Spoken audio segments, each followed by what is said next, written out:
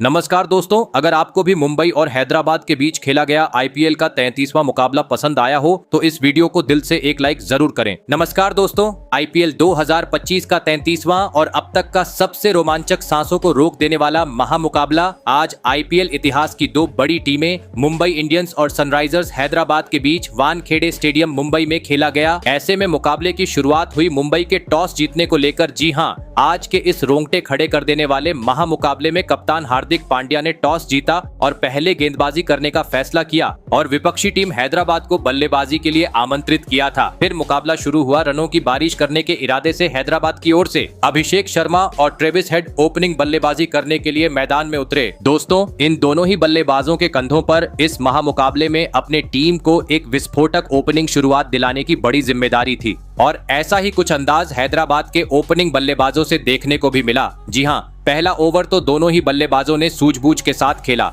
और मात्र 5 ही रन बटोरे, लेकिन दूसरे ओवर में दोनों ही बल्लेबाज अपने हाथ खोलते हुए नजर आए, जहां पर पहली गेंद पर अभिषेक शर्मा ने आगे निकलकर एक बेहतरीन चौका जड़ा तो इसी ओवर की अंतिम गेंद पर ट्रेंट बोल्ट के खिलाफ ट्रेविस हेड ने भी 4 रन बटोर लिए। दोस्तों, दोनों ही बल्लेबाजों ने बेहतरीन चौके जड़ते हुए मुंबई के खिलाफ आज अपना खाता खोल लिया था, लेकिन इसके बाद तीसरा ओवर दीपक चाहर लेकर आए, जिन्होंने यह ओवर में काफी कसी हुई गेंदबाजी की और हैदराबाद के बल्लेबाजों को एक ही चौका जड़ने दिया, जिस कारण पहले 3 ओवर में हैदराबाद की ओपनिंग जोड़ी आज मात्र 22 रन ही स्कोर बोर्ड पर लगाने में सफल हो पाई। दोस्तों, मुंबई की घातक गेंदबाजी आज पावर प्ले में हैदराबाद के बल्लेबाजों के खिलाफ देखने को मिल रही थी। जी हां, क्योंकि मैदान में मौजूद ट्रेविस हेड और अभिषेक शर्मा हर गेंद पर बड़ा शॉट खेलने का प्रयास तो कर रहे थे, लेकिन सही लाइन और लेंथ पर गेंदबाजी होने के चलते उसमें सफल नहीं हो पा रहे थे। काफी धीमी गति से बल्लेबाजी आज पहली बार हैदराबाद के ओपनिंग जोड़ी से देखने को मिल रही थी और इसी बीच मैच का चौथा ओवर भी मुंबई के हित में रहा, जहां पर जसप्रीत बुमराह गेंदबाजी करने आए और इस ओवर में भी हैदराबाद के बल्लेबाज मात्र 7 ही रन बटोर पाए। लेकिन दोस्तों, अंततः मैच के 5वें ओवर में स्ट्राइक पर खड़े अभिषेक शर्मा अपने असली रंग में दिखे, जहां पर उन्होंने गेंदबाजी करने आए दीपक चाहर की बुरी तरह पिटाई कर दी और लगातार 3 गेंद पर 3 चौके जड़ते हुए अपने इरादे स्पष्ट कर दिए। लेकिन दोस्तों, 5वां ओवर एक बार फिर बुम बुमराह लेकर आए, जिन्होंने एक बार फिर अपने अनुभव का पूरा फायदा उठाया और स्ट्राइक पर खड़े विस्फोटक बल्लेबाज ट्रेविस हेड को एक भी बड़ा शॉट जड़ने नहीं दिया और सटीक यॉर्कर डालते हुए इस ओवर में मात्र 3 ही रन दिए, जिस कारण पावर प्ले का 6 ओवर का खेल खत्म होने तक आज हैदराबाद की जोड़ी टीम को मात्र 46 रनों तक ही पहुंचाने में सफल हो पाई। दोस्तों, भले ही जैसी चाहिए वैसी शुरुआत आज हैदराबाद की ओपनिंग जोड़ी टीम को नहीं दिला सकी थी, लेकिन मुंबई जैसी टीम के सामने बड़ा लक्ष्य खड़ा करना था। तो अब मैदान में मौजूद ट्रेविस हेड और अभिषेक शर्मा को अपने जिम्मेदारी को समझते हुए पावर प्ले के बाद 5वां गेयर डालते हुए विस्फोटक अंदाज में एक साझेदारी निभाना जरूरी था। और दोस्तों, इसकी झलकियां पावर प्ले के बाद अगले ही ओवर में देखने को भी मिली, जहां पर ट्रेविस हेड ने अपने हाथ खोलते हुए एक बेहतरीन चौका जड़ा तो वही अगला ओवर भी हैदराबाद के हित में जाता हुआ दिख रहा था, जहां पर दूसरी गेंद पर अभिषेक शर्मा ने जोरदार शॉट जड़ते हुए 4 रन बटोर लिए। लेकिन दोस्तों, गेंदबाजी कर रहे हार्दिक पांड्या को अभिषेक शर्मा का यह आक्रामक रूप पसंद नहीं आया और अगली ही गेंद पर पांड्या ने बदला निकालते हुए अभिषेक शर्मा को बाउंड्री पर कैच आउट करवा डाला और हैदराबाद को पहला झटका दे दिया। आपको बता दें, अभिषेक शर्मा 28 गेंद में 40 रन की पारी खेल आउट हुए। ऐसे में अब 3 नंबर पर बल्लेबाजी करने मैदान में उतरे ईशान किशन। लेकिन दोस्तों, अपने पुराने टीम यानी मुंबई के सामने वह आज बड़ी पारी खेलने से पूरी तरह चूक गए और अगले ही ओवर में यानी 9वें ओवर में आते ही विल जैक के खिलाफ बड़ा शॉट खेलने के चक्कर में स्टंप आउट होते हुए पवेलियन का रास्ता नाप लिया। आपको बता दें, ईशान किशन आज टीम के लिए मात्र 2 ही रन बना पाए। दोस्तों, पहले ही हैदराबाद की शुरुआत आज खराब रही थी और अचानक से लगातार इन 2 झटकों के चलते अब हैदराबाद की टीम पर दबाव बढ़ चुका था। पूरे स्टेडियम में अब मुंबई के नारे सुनाई दे रहे थे। ऐसे में अब ट्रेविस हेड का साथ निभाने मैदान में उतरे नीतीश कुमार रेड्डी। जरूरत थी बड़े शॉट जड़ते हुए अपने पारी का आगाज करने की, लेकिन दोस्तों, मुंबई की चल रही घातक गेंदबाजी के सामने काफी धीमा खेल अभी भी हैदराबाद के बल्लेबाजों से जारी था।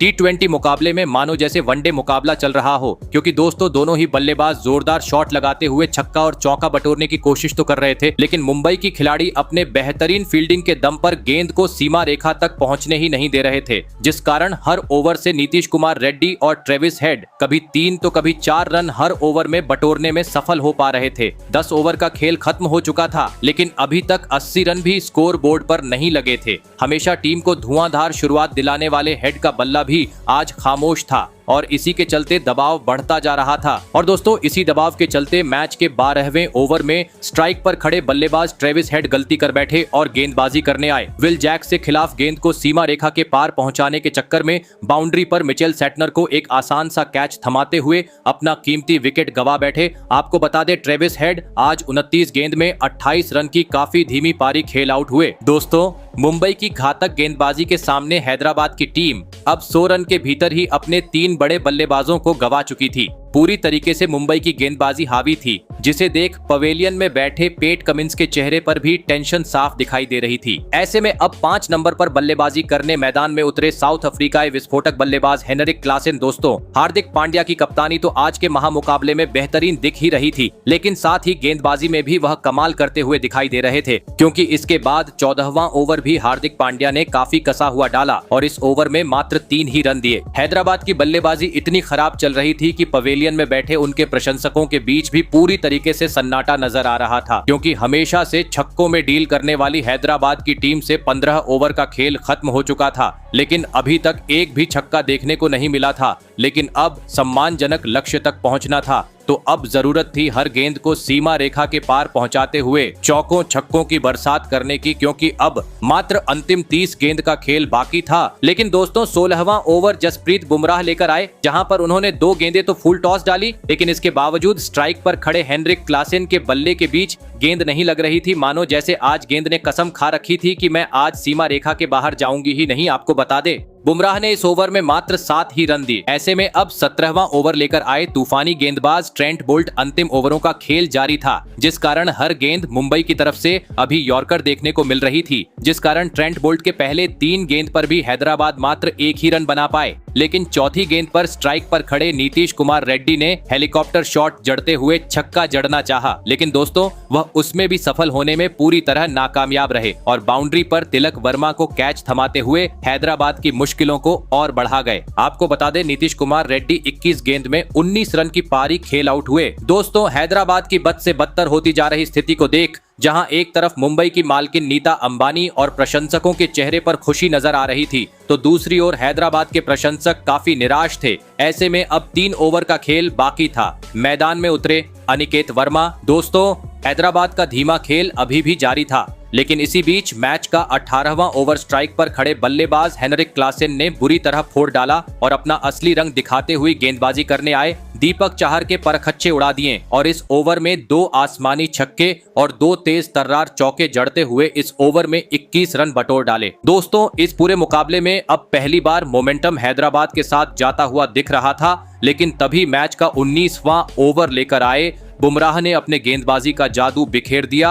और विस्फोटक अंदाज में दिखाई दे रहे हेनरिक क्लासेन को सीधा क्लीन बोल्ड करते हुए हैदराबाद को अहम मौके पर एक बड़ा झटका दे दिया। आपको बता दें हेनरिक क्लासेन 37 रन की एक महत्वपूर्ण पारी खेल आउट हुए। दोस्तों हैदराबाद का अब आधा बल्लेबाजी क्रम पवेलियन लौट चुका था। मैदान में उतरे कप्तान पैट कमिंस। लग रहा था हैदराबाद अब 150 रन भी स्कोरबोर्ड पर लगाने में सफल नहीं हो पाएंगी, लेकिन दोस्तों अंतिम ओवर में हार्दिक पांड्या के खिलाफ इस बार अनिकेत वर्मा का आतंक देखने को मिला, जिन्होंने हार्दिक पांड्या को आड़े हाथों लिया और पहले 5 गेंद पर 2 गगनचुंबी छक्के जड़ दिए, तो वहीं अंतिम गेंद पर पैट कमिंस ने भी एक स्टेडियम पार छक्का जड़ते हुए हैदराबाद का स्कोर 160 रन के पार पहुंचा दिया और यह महामुकाबला जीतने के लिए मुंबई के सामने 163 रनों का विशाल लक्ष्य खड़ा कर दिया। ऐसे में अगर बात की जाए गेंदबाजी की, तो इस महामुकाबले में मुंबई की ओर से सबसे अधिक 2 विकेट विल जैक को हासिल हुए, तो वही बल्लेबाजी में हैदराबाद की ओर से सबसे अधिक 40 रन की परी अभिषेक शर्मा ने खेली। ऐसे में दोस्तों इसके बाद हैदराबाद से मिले 163 रनों के लक्ष्य का पीछा करने मुंबई की ओर हिटमैन रोहित शर्मा और रायन रिकेलेटन बल्लेबाजी करने के लिए मैदान में उतरे। दोस्तों हैदराबाद ने दिया हुआ लक्ष्य बड़ा था, ऐसे में दोनों ही बल्लेबाजों पर ताबड़तोड़ शुरुआत दिलाने की बड़ी जिम्मेदारी थी, लेकिन दोस्तों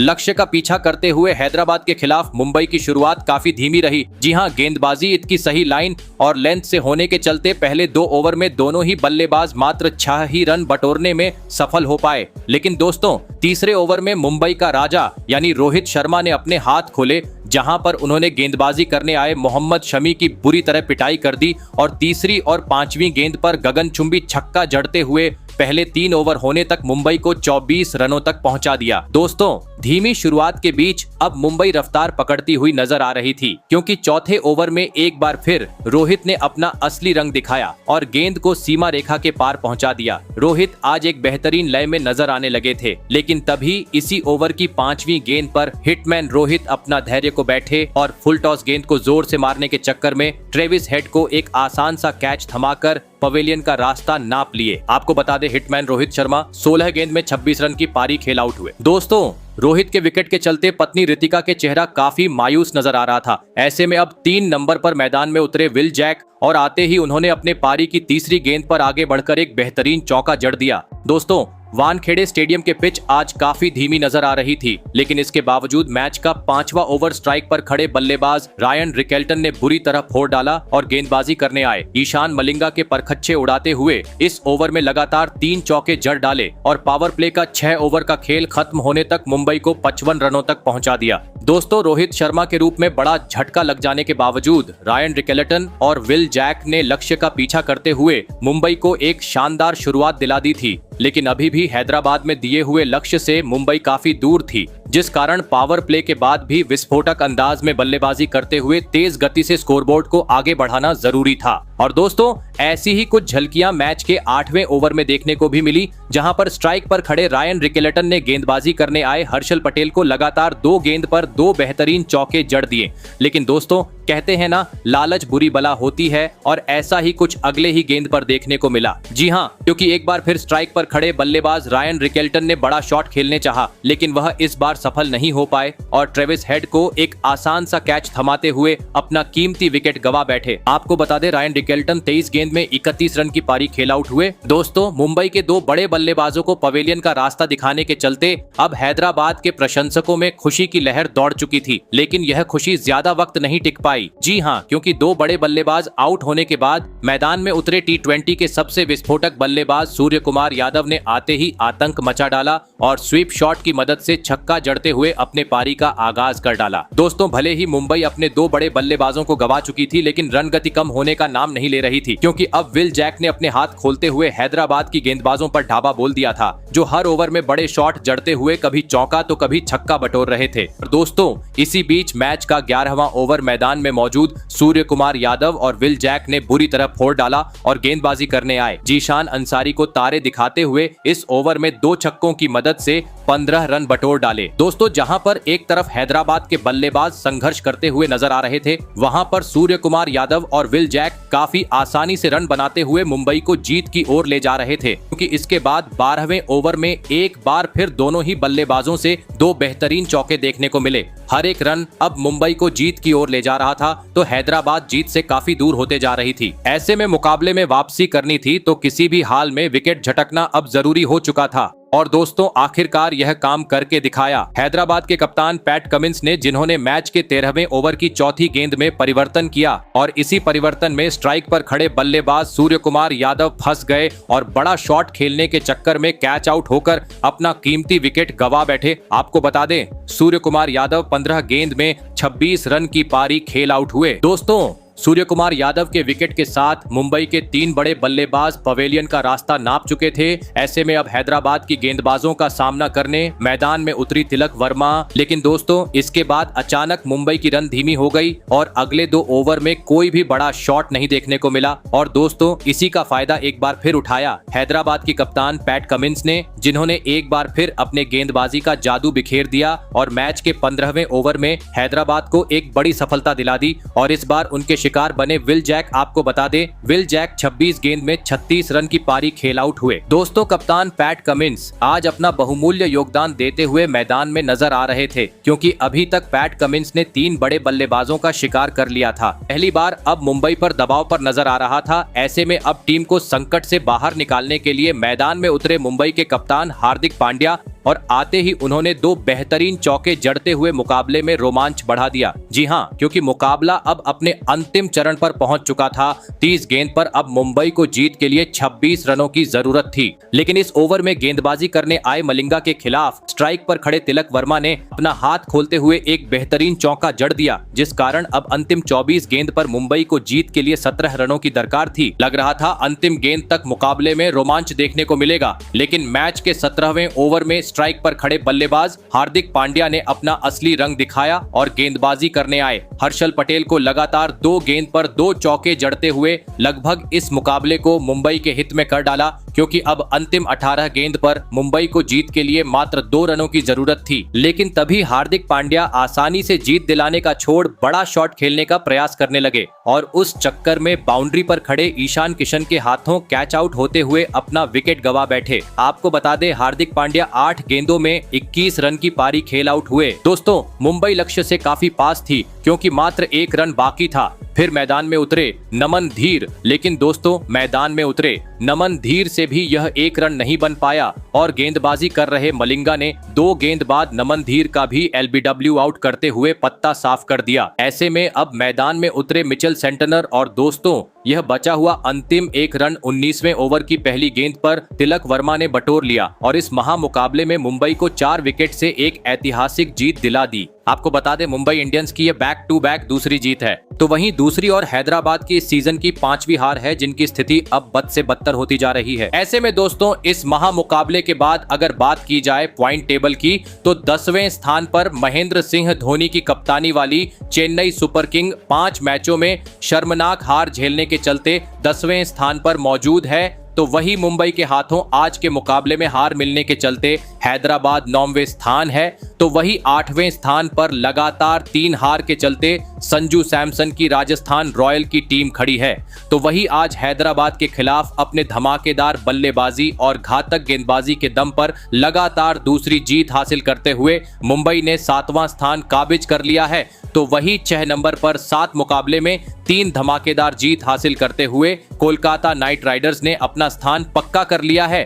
तो दोस्तों अगर बात की जाए 5वें स्थान की, तो इस साल लखनऊ की कप्तानी कर रहे ऋषभ पंत ने अपनी टीम को काफी बेहतरीन तरीके से संभाल रखा है, जिस कारण लखनऊ फिलहाल पॉइंट टेबल पर 5वें स्थान पर मौजूद थे। वही अगर अब बात की जाए टॉप 4 टीमों की, तो पहले स्थान पर दिल्ली कैपिटल्स मौजूद है, जहां पर अक्षर पटेल ने अपनी धमाकेदार कप्तानी के दम पर 6 मुकाबले में दिल्ली को 5 मुकाबलों ऐतिहासिक जीत दिलाई है। तो वही 8 पॉइंट के साथ दूसरा स्थान गुजरात के कप्तान शुभमन गिल ने ताबीज कर लिया है। तीसरे स्थान पर इस साल गेंदबाजी और बल्लेबाजी में धमाकेदार प्रदर्शन के चलते बेंगलुरु मौजूद है। तो वही 4 नंबर का स्थान श्रेयस अय्यर ने पंजाब के लिए बचा के रखा है। तो दोस्तों आपको क्या लगता है, इस साल कौन सी टीम आईपीएल के किताब को अपने नाम करने में सफल हो पाएंगी? कमेंट करके जरूर बताइएगा। धन्यवाद।